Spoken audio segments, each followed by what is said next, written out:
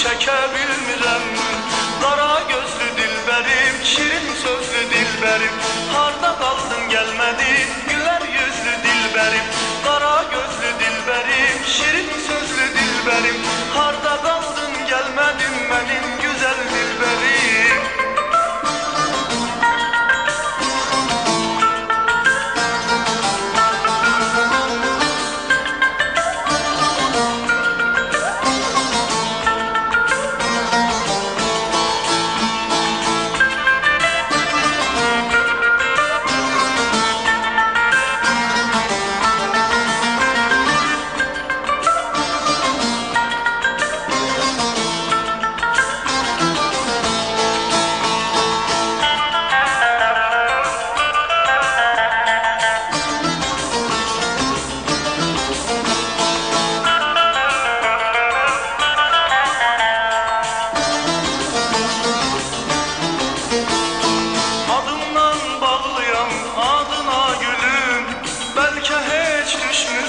Yadına gülüm, adımdan bağlıyam adına gülüm.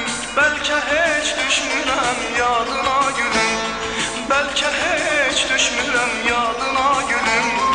Yetişsən bir el sənin dada gülüm, səndən umudumu üzə bilmirəm. Yetişsən bir el sənin dada gülüm, səndən umudumu üzə bilmirəm.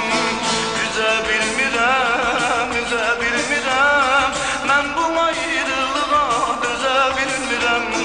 Mən bu ayrılığa dözə bilmirəm. Üzə bilmirəm, mən bu ayrılığa dözə bilmirəm. Mən bu ayrılığa dözə bilmirəm.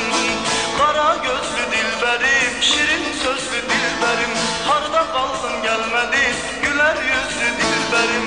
Qara gözlü dilbərim, şirin sözlü dilbərim, harda qaldın gəlmədin mənim şirin